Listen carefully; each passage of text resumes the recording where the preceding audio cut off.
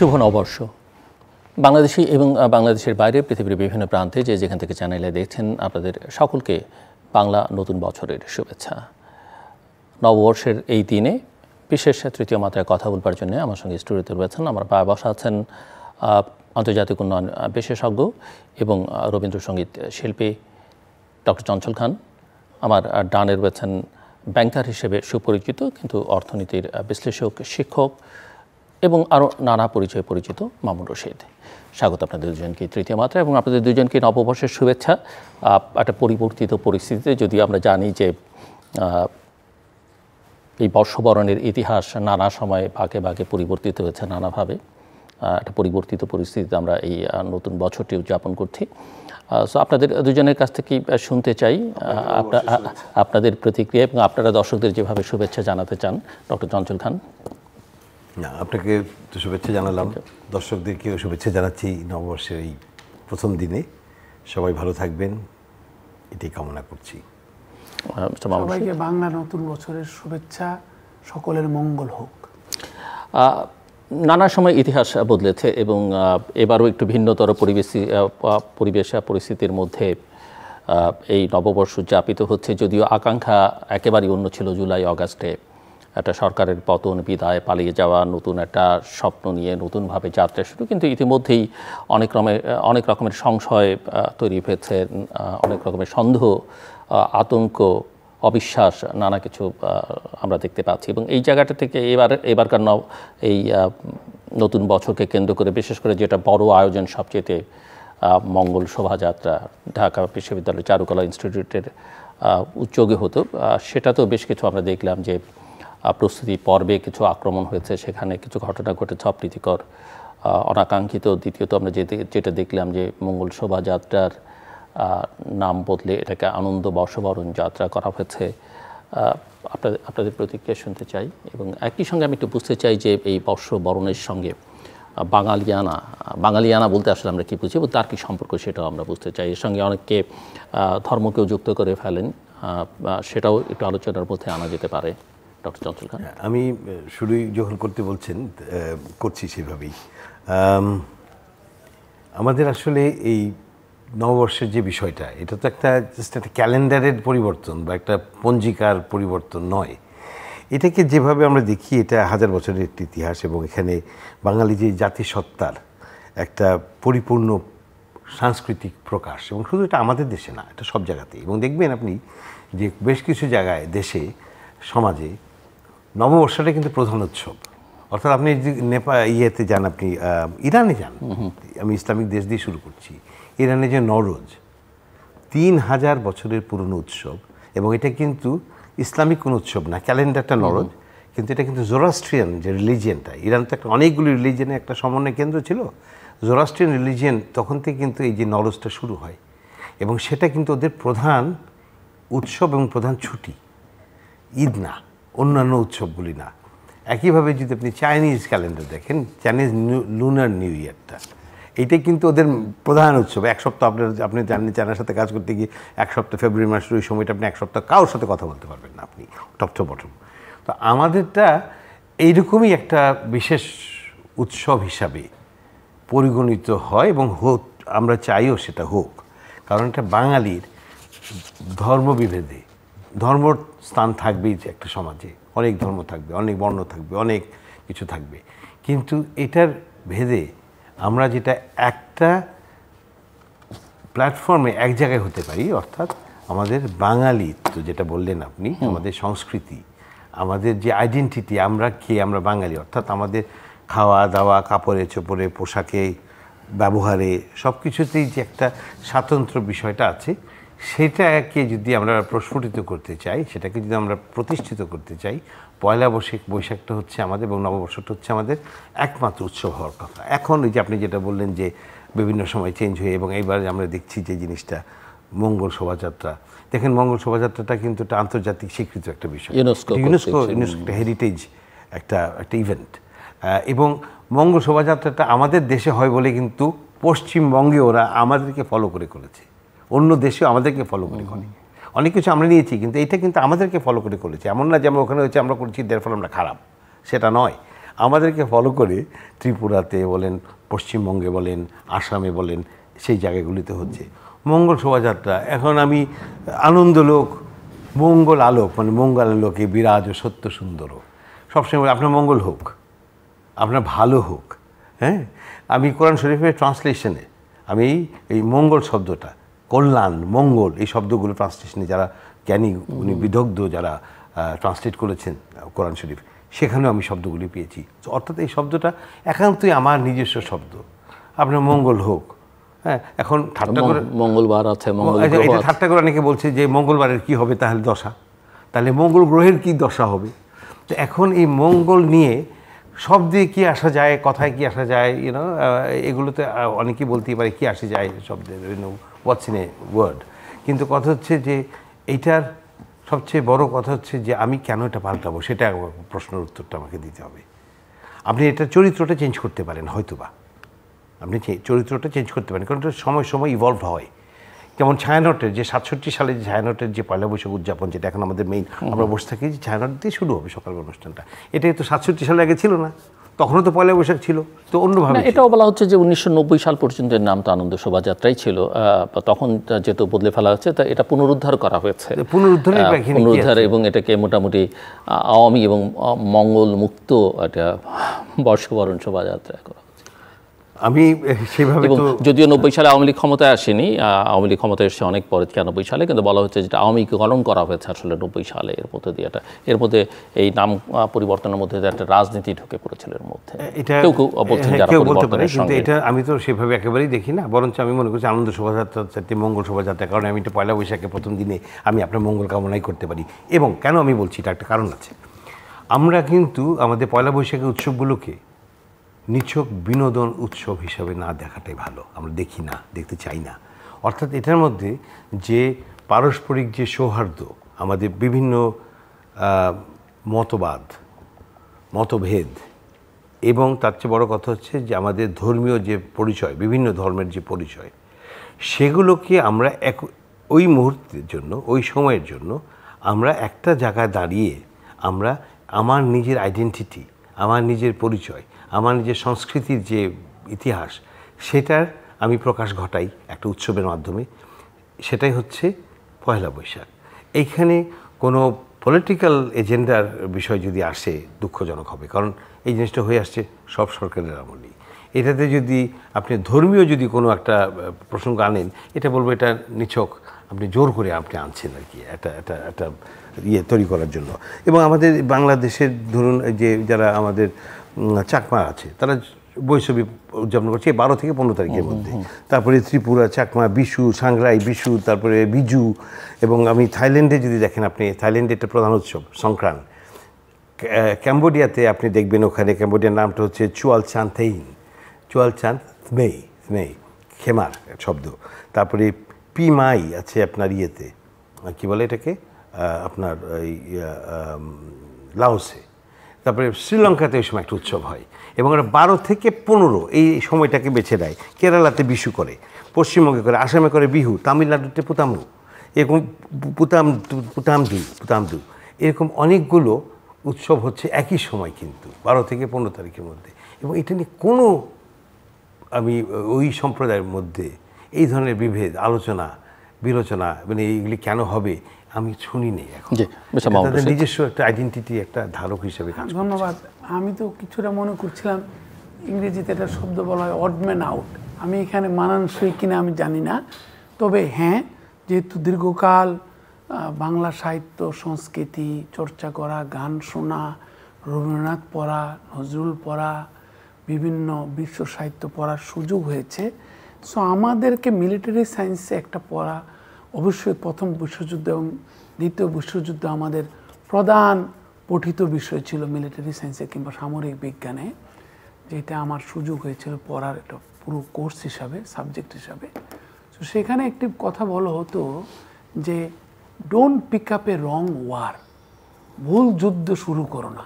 কিংবা বলা হয় যে don't get into somebody else's war.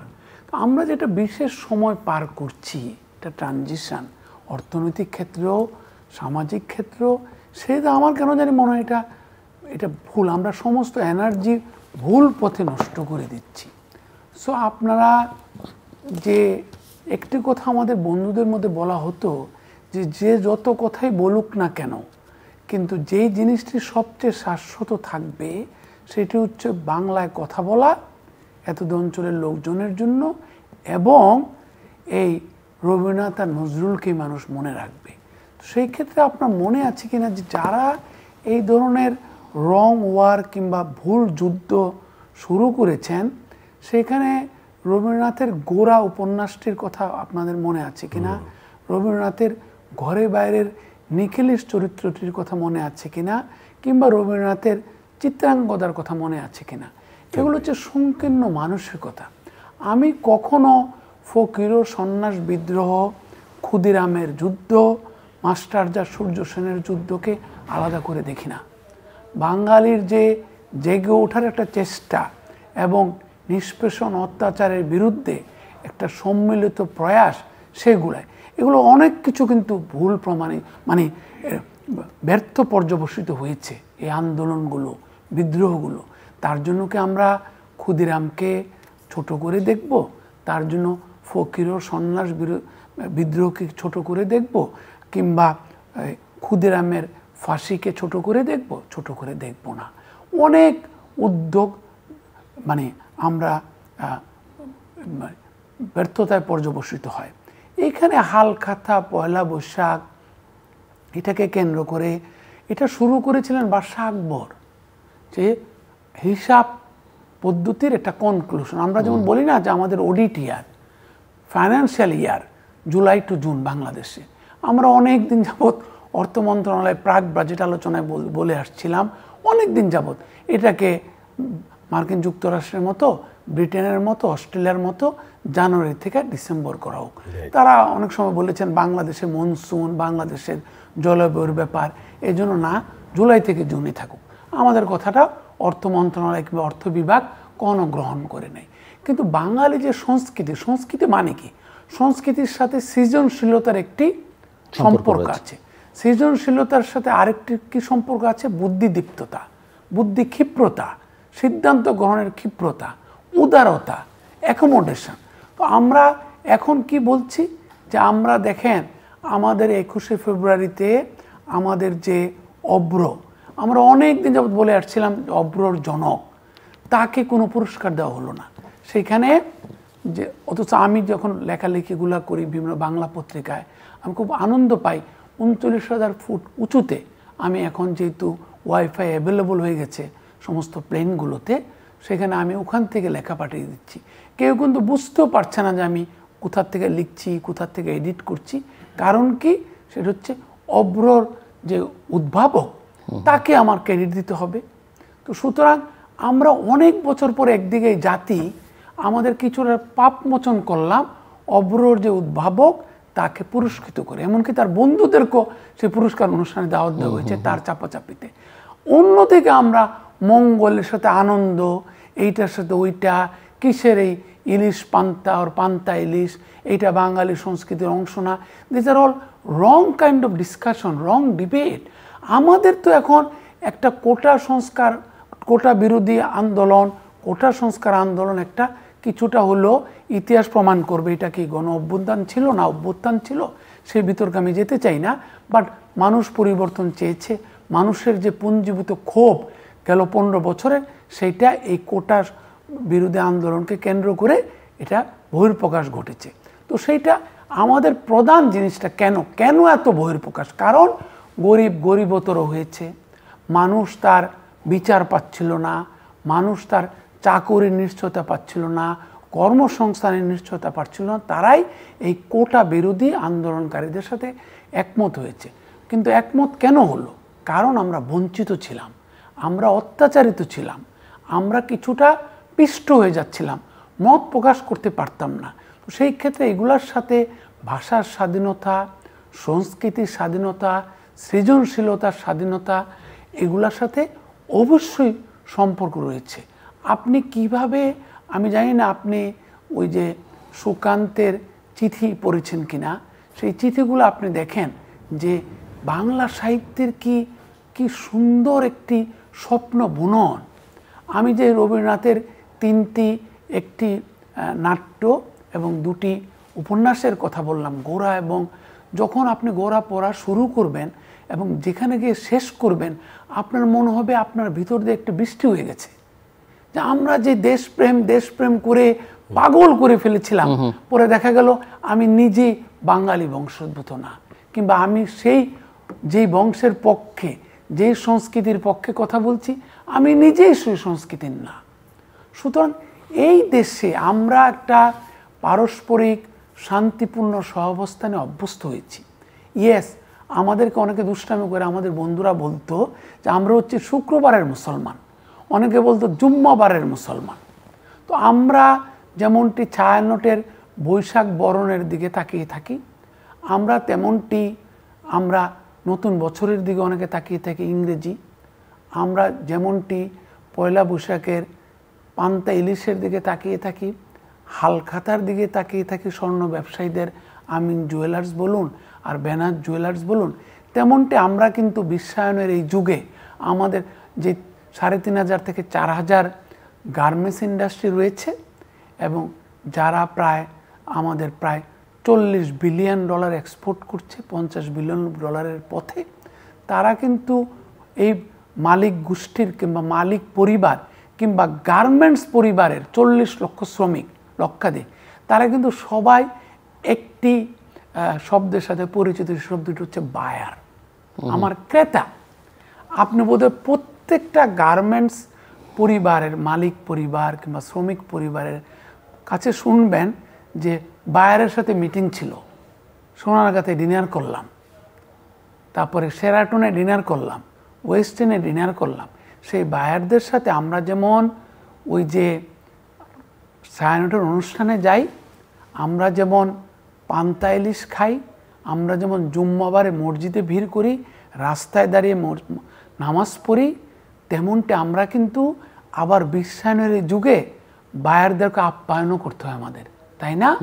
এই জন্য ইন্টারিম গভর্নমেন্টের সময়ও কিন্তু ইনভেস্টমেন্ট সাবমিট করতে হয় এবং ইংরেজিতে প্রেজেন্টেশন দিতে হয়। এগুলা সব কিছু নির্মম সত্য।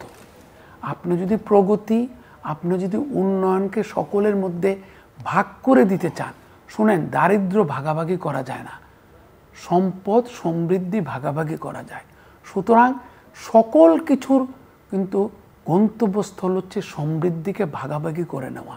সংস্কৃতির যে সমৃদ্ধি, আমাদের সুখের যে সমৃদ্ধি, আমাদের ধর্মের যে সমৃদ্ধি, আমাদের উন্নয়ন কিংবা প্রগতির যে সমৃদ্ধি, সেগুলাকে আমরা যদি সকলের মধ্যে ভাগাভাগি না করতে পারি তাহলে কোনো উন্নয়নেই অন্তর্ভুক্তিমূলক উন্নয়ন হবে না। আমরা যে ভাষার জন্য যুদ্ধ করেছি, আজকে আমরা সকল যুদ্ধের মূল যুদ্ধটা কি?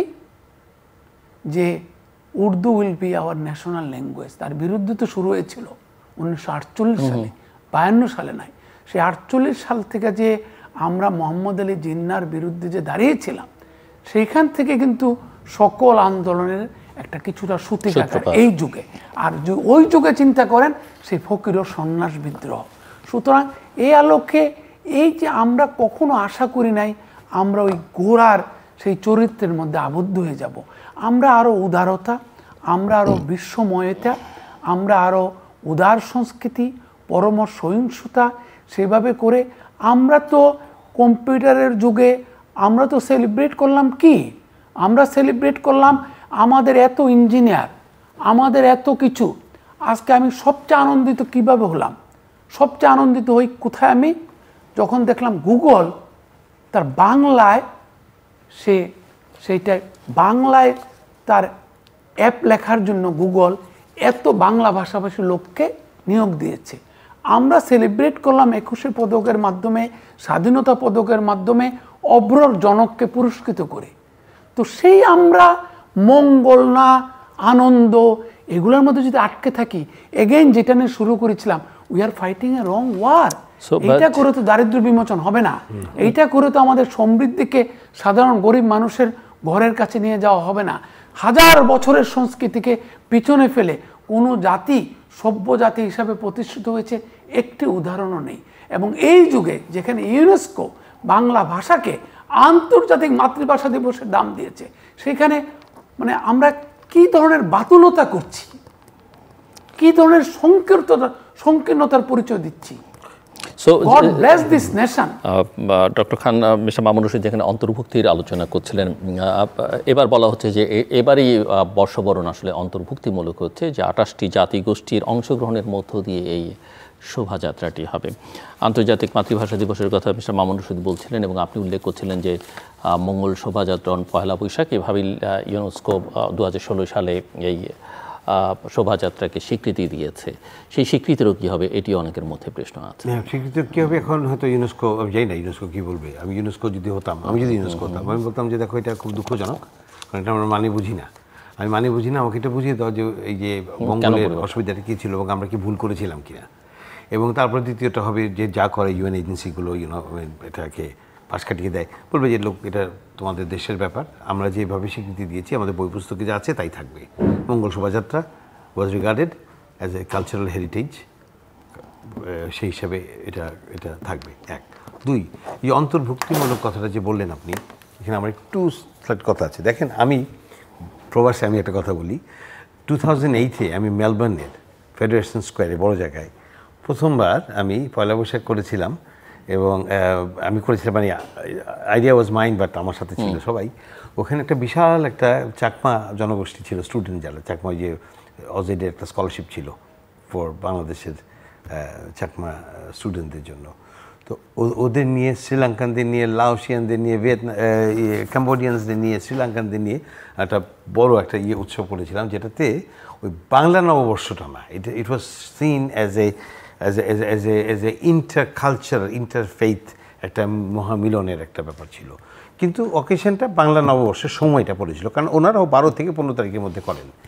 এইখানে দেখেন, অনেকে যদি বলে যে আমি তোমার এই চট্টগ্রাম, পার্বত্য চট্টগ্রামের চাকমা, মারমা, খাসিয়া, ওদেরকে নিয়ে এসছি, তারা বলতে পারে যে দেখো, আমরা ঠিকই ওই সময় করি উৎসবটা, কিন্তু আমরা কিন্তু ঠিক তোমাদের উৎসবের যে ব্যাকগ্রাউন্ডটা, তোমাদের যেই উৎসবের যে ইতিহাসটা বা তোমাদের যে ফিলসফি বা প্রিন্সিপালটা, সেটা কিন্তু 100% আমার না। সময়টা হ্যাঁ ঠিক আছে, ওরা যেমন করে একটা জিনিস, সেটা আপনি পারবেন না করতে। আপনি নিয়ে আসছেন তাদেরকে, ওদের মেইন জিনিসটা হচ্ছে পানি, জল কেলি, অর্থাৎ পানি ছেটানোটা। কারণ এবং শুধু এখানে নয়, থাইল্যান্ড, ক্যাম্বোডিয়া, লাওসের কথা বলছি, জলটা হচ্ছে পিউরিফিকেশনের একটা সিম্বল হিসেবে দেখে ওরা।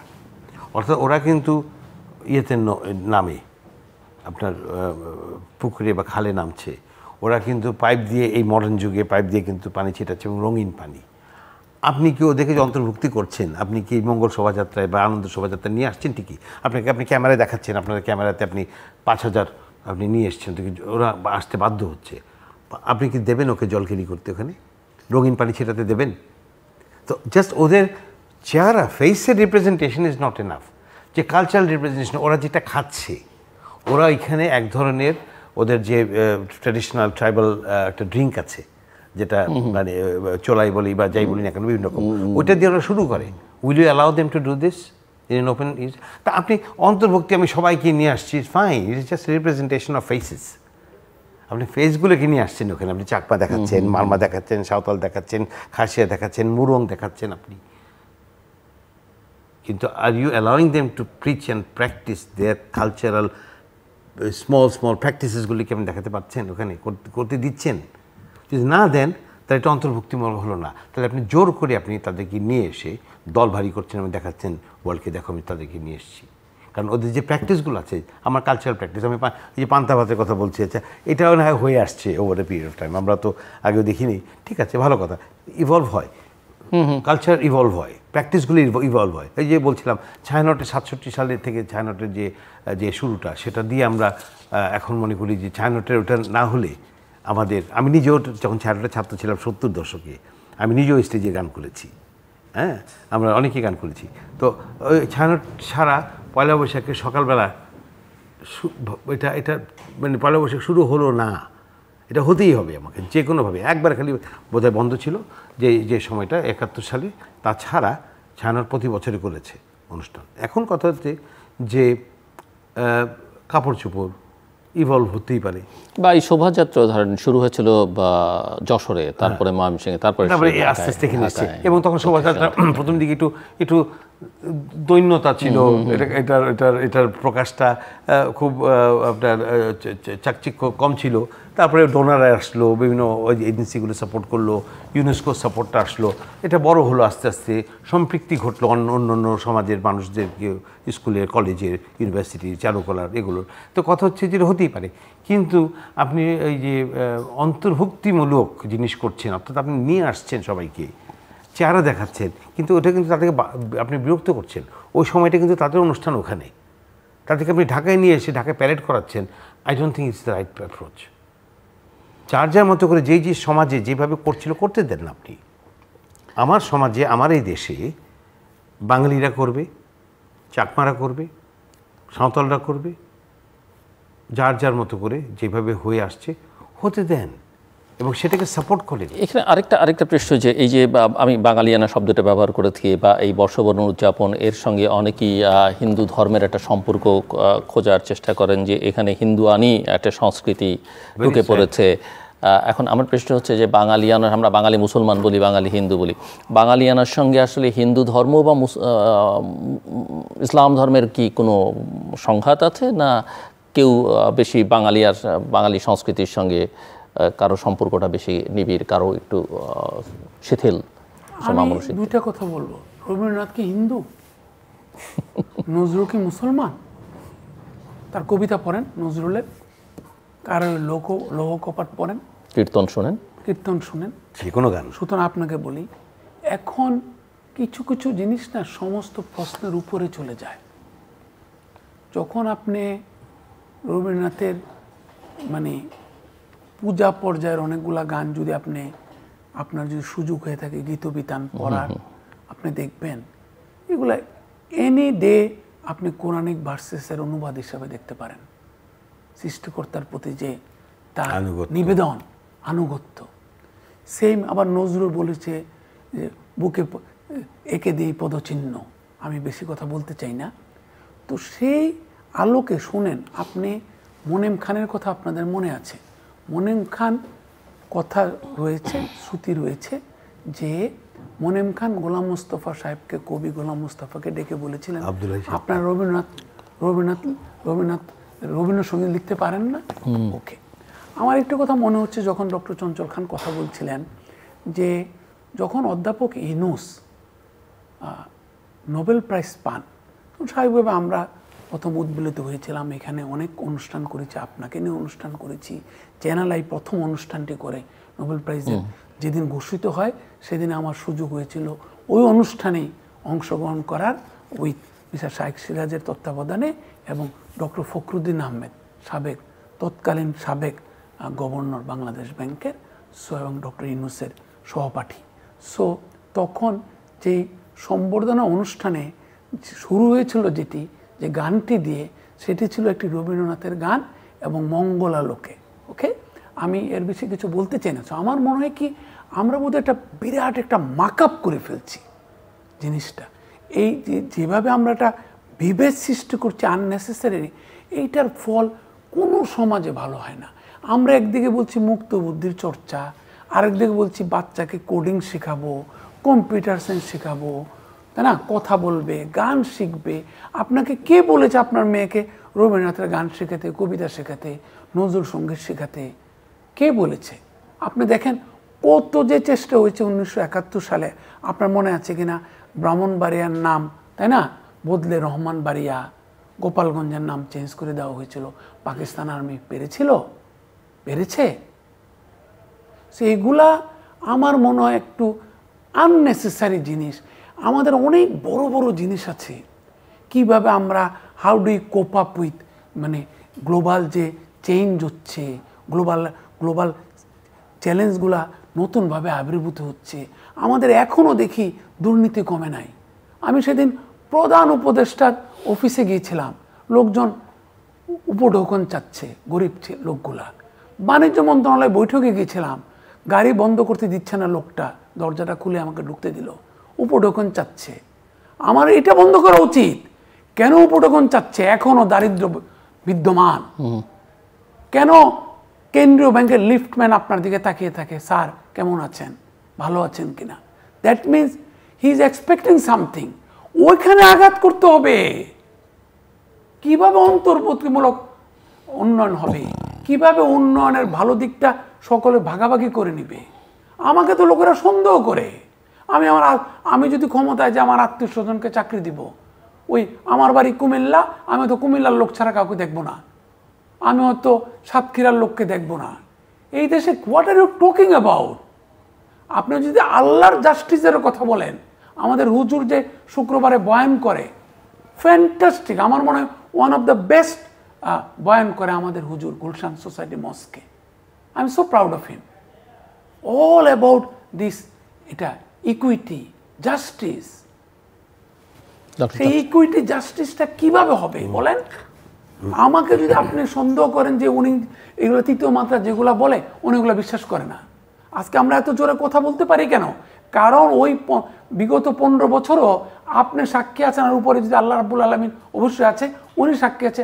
আমরা কিন্তু তখনও ছাড়ি নাই, এখনও তাই বলছি। এই জন্য আমরা কিন্তু ভীত না।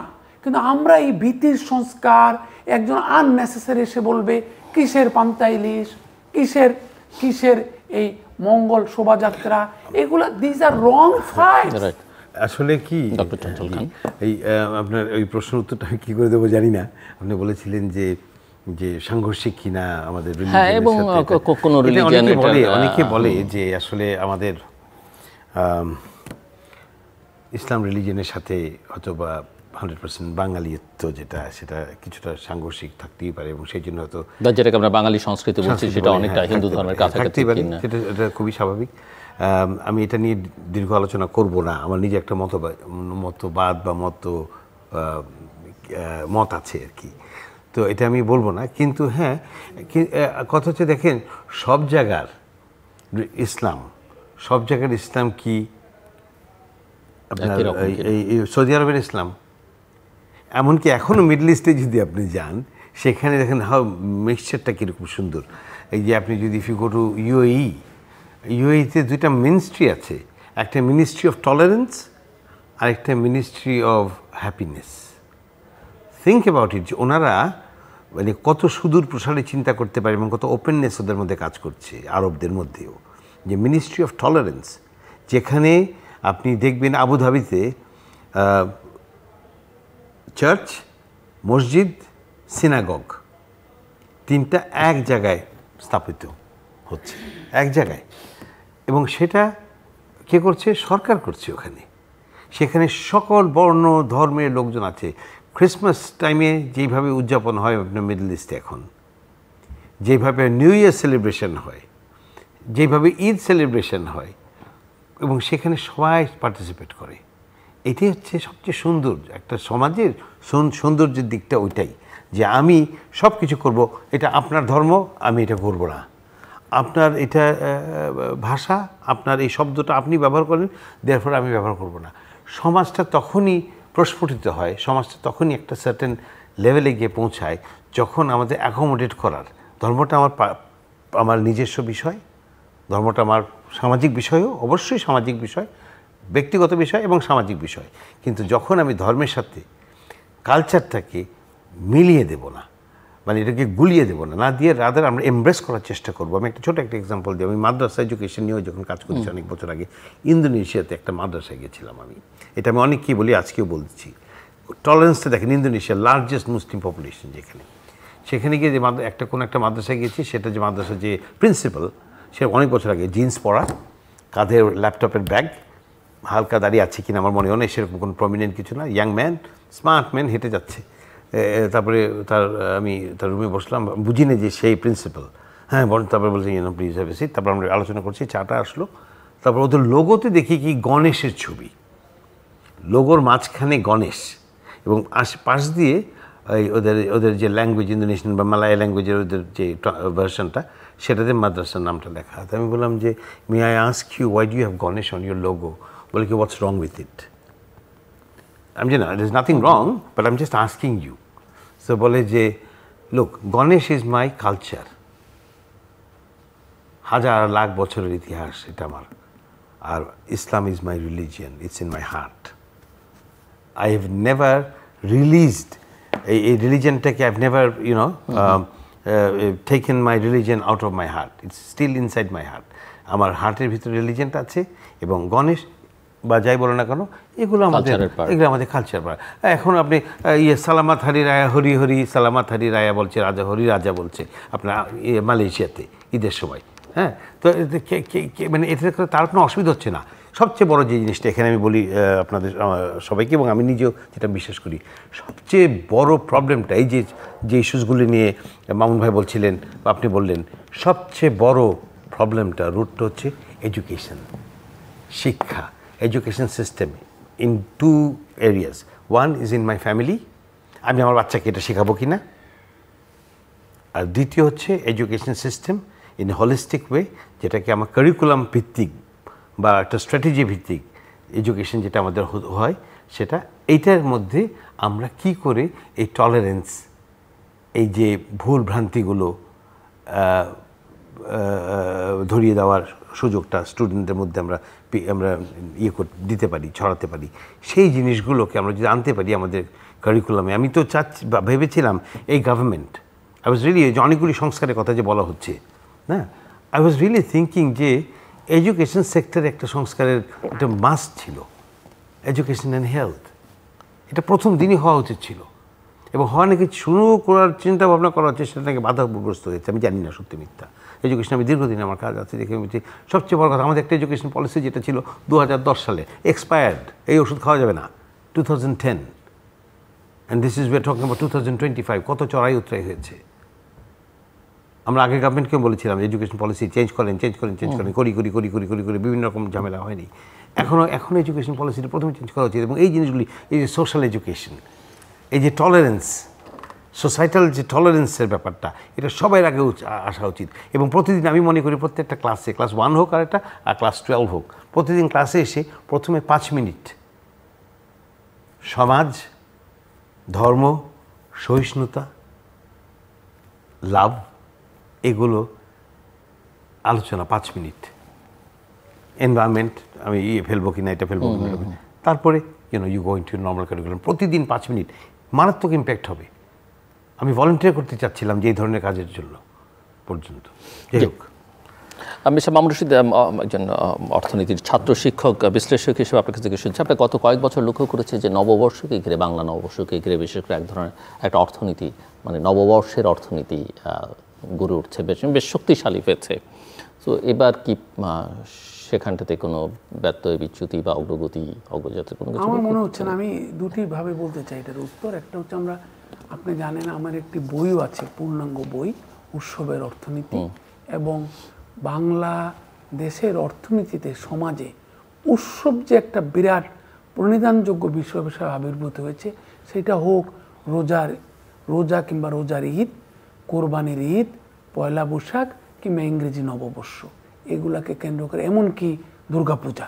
আমরা এটা গবেষণা বলা যাবে না, এটি স্টাডি করেছিলাম আরও কিছু আমার সহকর্মীকে নিয়ে। সেটা কিন্তু পরবর্তীকালে বেশ, যখনই উৎসব হয় আমাদেরকে জিজ্ঞেস করা হয়। তো আমাদের যে বাংলাদেশে দেশ আছে, তারা যে লোকালি প্রডিউস কাপড় চোপড় বিক্রি করে, এই উৎসবের প্রায় 6000 কোটি টাকার তাদের কাপড় বিক্রি হয়, মানে লোকালি প্রডিউসড কাপড়, ভারতীয় কাপড় না, অন্য দেশের কাপড় না, স্টিচড কাপড় না। তো সেই ক্ষেত্রে তার প্রায় 25% বিক্রি হয় শুধুমাত্র পয়লা বৈশাখকে কেন্দ্র করে। আমাদের পয়লা বৈশাখে শুধু মিষ্টি বিক্রি হয় প্রায় 50 থেকে 100 কোটি টাকার। আমরা তখন দেখেছিলাম যে পান্তা ইলিশ এবং চৈত্র সংক্রান্তি, পয়লা বৈশাখের অনুষ্ঠানকে কেন্দ্র করে অনেক জায়গায় অনুষ্ঠান হয়, গানের অনুষ্ঠান হয়, বিভিন্ন সমাজের যে সংঘগুলা রয়েছে, সমাজ সংঘ আগে অনেক বেশি ছিল, তারপরে এখনও যে খুব কমে গেছে তাই না। আমরা যেমন গুলশানে অনেক জায়গায়, ক্লাবগুলোতে, বিভিন্ন জায়গায় কিন্তু পয়লা বৈশাখের অনুষ্ঠান হয়, সেখানে অনেক খাওয়া দাওয়া হয়। সেটাকে কেন্দ্র করে আমরা দেখেছিলাম প্রায় 2000 কোটি টাকার খাওয়া দাওয়া হয়। তো আমরা সবসময় উৎসবকে খুঁজি, কারণ আমাদের মানে বটম অফ দ্য পিরামিডে অর্থনীতির নিম্নস্থলে একটা যদি সাইনার্জি ক্রিয়েট করতে পারি, এটাকে আমরা অর্থনীতিতে বলি ট্রিকল ডাউন ইফেক্ট, আস্তে আস্তে করে সবার মধ্যে ছড়িয়ে দিলাম। এই আনন্দকে কেন্দ্র করে আমরা এই জিনিসটা করলাম। এটার তো বিরাট একটা অবদান আছে, এবং বিশেষ করে বিকাশমান অর্থনীতিতে, কিংবা যে অর্থনীতি একটা ট্রানজিশন করছে এখন, আমাদের একটা কিছুটা হইলেও একটা মন্দাভাব এসেছে অর্থনীতিতে। অনেকেই বলছে আমরা মন্দাভাবটা কাটিয়ে উঠছি মাত্র, এরকম একটা দেখছি আমরা, আকার ইঙ্গিতে দেখছি যে মন্দাভাব কাটিয়ে উঠছি।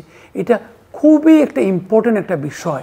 এই যে বৈশাখকে কেন্দ্র করে, বৈশাখী ধামাকা, অনেক কনজিউমার ইলেকট্রনিক্স কোম্পানি, ট্রান্সকমের মতো, বিভিন্ন ওয়ালটনের মতো তারা ধামাকা অফার দিচ্ছে, এটাকে কেন্দ্র করে এটা বিক্রি করছে। সরকার একটা বৈশাখী উৎসব ভাতারও প্রচলন করেছিলেন। সো এটাকে আমাদের অবশ্যই মনে রাখতে হবে, অর্থনৈতিক সামঞ্জস্যটা। আরেকটু কথা জনাব জিল্লুর রহমান, আপনি যদি আমাকে একটু সময় দেন, আমি এই যে কৌপমণ্ডকতা, সংকীর্ণতা, এইটা কিন্তু এমনকি ইসলামও কিন্তু এটার বিরুদ্ধে। আপনি জানেন কি না, আমরা কিন্তু অতীতে যখন ছোটোবেলা বড় হয়েছি, জুম্মার নামাজ পড়ে পড়ে আমাদের প্রচুর মিলাদ পড়ানো তো আমাদের বাসায়। পরে আমরা একসময় আবিষ্কার করলাম এই মিলাদ হচ্ছে আল্লাহর প্রশংসা, নবীর প্রশংসা, এগুলো মসজিদে করা ভালো, এগুলো বাসায় বাসায় পড়ানো, এগুলার কমানো উচিত স্বাভাবিকভাবেই। তো আমরা দেখেন কি, যে সমস্ত হুজুররা দোয়া করতে যায় প্রচুর কাঁদাতে পারত, সেই হুজুরদের কিন্তু প্রচুর দাম ছিল। আমি সৌদি আরবে যখন 2006 সালে আমি হজ করতে গেলাম, তখন দেখলাম কি কোনো দোয়া নাই। তা আমি তো বড় হয়েছি, আমি কিছুটা তাবলিগও করেছি ছোটবেলা, এই হুজুরদের তত্ত্বাবধানে। আমার বাবা একটা বাসা একটা হুজুর রেখে দিয়েছিলেন কোরআন শিক্ষার জন্য। সো আমি হুজুর, উনিও তবলিগে যায়, আমিও তবলিগে চলে গেলাম একবার, ওই যে চিল্লায় চলে যাওয়া এরকম। সো আমি এভাবে বড় হয়েছি। আবার আমাদের প্রাথমিক বিদ্যালয়ের বেশিরভাগ স্কুল কলেজ ছিল, আপনি জানেন, রায় বাহাদুর জমিদার পরিবারের তনয়েরা, তারা আমাদের প্রাথমিক বিদ্যালয়ের শিক্ষক, প্রধান শিক্ষক ছিলেন। সো আমাদের একটা মিশ্র সংস্কৃতি। ওইদিকে পূজার সময় নাড়ু খাওয়া, তারপরে আবার কাকা বাবু, তারপরে আমার বাবা যখন ছোটবেলা পড়তেন কুঠি উচ্চ বিদ্যালয়ে, তখন কিন্তু উনি আমাকে বলেছেন উনি ধুতি পরে স্কুলে যেতেন। জমিদারদের প্রতিষ্ঠিত স্কুল ব্রাহ্মণবাড়িয়ার কুঠি চৌমনে, আপনি হয়তো নাম শুনেছেন। তখন খুব বর্ধিষ্ণু বাণিজ্য এলাকা ছিল কুঠি। তখন দ্বিতীয় হচ্ছে উনি যখন আবার অন্নদামোহন স্কুলে পড়েন ব্রাহ্মণবাড়িয়ায়, তখন কিন্তু আন্দোলন সংগ্রাম, স্বাধীনতা, ব্রিটিশ খেদাও, এই আন্দোলনের অংশ ছিলেন। উনি যখন আবার 47 সালে স্বাধীনতার পরে 71 সালের আগে পাকিস্তানের সময় চাকুরিতে জয়েন করলেন, উনি আবার তখন একটা পাকিস্তানি সরকারি কর্মকর্তাও ছিলেন। উনি আবার যখন 25শে মার্চ যখন অন্যায়ভাবে চাপিয়ে দেওয়া হলো, একটা মুক্তিযুদ্ধ একটা জনযুদ্ধে রূপান্তরিত হয়েছিল, তখন কিন্তু উনি আবার মুক্তিযুদ্ধে অংশগ্রহণ করলেন। উনি আবার রিটায়ারমেন্টের পরে উনি যেখানে উনি যে বাসগৃহে থাকতেন, উনি বাসগৃহ চয়েস করেছিলেন, ওখানে উনি অ্যাপার্টমেন্ট কিনেছিলেন, যেখানে রিটায়ারমেন্টের সমস্ত টাকা দিয়ে, যেখানে মসজিদে হেঁটে যাওয়া যায়, যাতে 5 ওয়াক্ত নামাজ উনি মসজিদে গিয়ে পড়তে পারেন। তো সেই ক্ষেত্রে যতদিন ওনার সক্ষমতা ছিল পড়েছি। আমি আপনাকে হজের কথা বললাম 2006 সালে, সেখানে আমি যেখানে যে পবিত্র হেরেম শরীফের যে ইমাম, তার তো বয়ানগুলো আপনি শুনেছেন, নিঃসন্দেহে তার কোরআন তেলাওয়াতগুলো শুনেছেন। আমি পৃথিবীর বিভিন্ন দেশে যে আব্দুর রহমান সুদিয়াতের কোরআনিক তর্জমাগুলো আমরা, কোরআনিক তেলাওয়াতগুলো আমরা মানে কবিতার মতো, গানের মতো, একদম হৃদয়ঙ্গম করে পড়ার মতো। আমি যখন ইংল্যান্ডে পড়তাম, তখন আমার একটা ড্রাইভার, আমি যখন হিথ্রো থেকে নামতাম, একটা ড্রাইভারকে ব্যবহার করতাম, প্রাইভেট ড্রাইভারের মতো, যার একটা গাড়ি আছে, ওই আফ্রিকানরা গাড়ি ড্রাইভ করে, যারা আপনারা লন্ডনে গিয়েছেন দেখেছেন। তৎকালে তো উবার এগুলো ছিল না, তখন শেয়ার রাইড ছিল না। তখন আমি হঠাৎ করে আমি যখন ইয়ের থেকে উঠলাম, হিথ্রো থেকে আমি নামবো ক্যামডেন টাউনে, তখন ওই গাড়িটাতে যে ড্রাইভারটা বলে, ইফ ইউ ডোন্ট মাইন্ড, আমি একটা বাজাতে পারি, কোরআনিক ভার্স। আমি বাজাও, খুব interesting. He was from Ghana. আমার আজকের থেকে 30 বছর আগে আমার এখনও মনে হয় এত সুন্দর কোরআন তেলাওয়াত, এখনও আমার মনে হয় যে গানের মতো, একদম হৃদয়ঙ্গম করার মতো এত সুন্দর যে কোরআনিক ভার্সেস। যেই কথাটা দিয়ে আমি এই পর্যায়ে শেষ করতে চাই, এই কৌপমণ্ডকতা শুরু করেছিলাম রবীন্দ্রনাথের গোড়া দিয়ে, সংকীর্ণতা, কৌপমণ্ডকতা বিরুদ্ধে, আর উদারতা, সৃজনশীলতার জয়গান গেয়ে শুরু করেছিলাম। শেষ করি, দিল্লির জামে মসজিদের ইমাম যখন উনি হজে গেলেন পবিত্র হজ্জব্রত পালন করার জন্য, উনি হেরেম শরীফের উনি তখন আরেকজন ওনার এই সাথী ওনাকে বলছে যে হুজুর, আমি তো হজে গিয়েছিলাম, হজে যাই দেখলাম যে আপনি তো প্রতি বছর হজে যান, হজে যাই দেখলাম ছেলে মেয়ে নারী পুরুষ একে উপরের পায়ের উপরে পাড়া দিচ্ছে, ধাক্কা দিচ্ছে, যখন কাবা শরীফ তাই না হজরে আসওয়াদ আলিঙ্গন করছে, টাচ করছে, এইটা কি হুজুর? তখন দিল্লির জামে মসজিদের হুজুরের ইমাম সাহেবের উত্তর ছিল, তুমি কোথায় দেখলে নারী পুরুষ? আমি তো দেখলাম মানুষ। বলো সুবহানাল্লাহ। তো আমারও বক্তব্য হচ্ছে, এই মুসলিম প্রধান দেশে ভুল জায়গায় ডায়লগ করবেন না। আল্লাহর বিধান যদি মানেন, অন্যায় অবিচারের বিরুদ্ধে দাঁড়ান, ঐক্যবদ্ধ হন। দারিদ্রকে প্রধান শত্রু করে আল্লাহর বান্দার কাছে জাকাত বলেন, সম্পদের অতিরিক্ত বন্টন বলেন, বন্টনিং জাস্টিফিকেশন করেন, বন্টন ন্যায্যতা প্রতিষ্ঠিত করেন। সেটার একটাই অর্থ, সেই অর্থ হচ্ছে মানুষকে মানুষ বিবেচনা করা, মানুষের মন যেটা বলতে চায় সেটা শুনুন। আপনি এই ধনী দরিদ্রের বৈষম্য, ধর্মে ধর্মে বৈষম্য, সকল বৈষম্যের বিরুদ্ধে আমরা ৭১-এ যুদ্ধ করেছিলাম। এই যে দিল্লির জামে মসজিদের ইমাম সাহেবের কথাটা বললাম, কোথায় দেখো নারী, কোথায় দেখো পুরুষ? আমি তো দেখেছি মানুষ। বলো সুবহানাল্লাহ।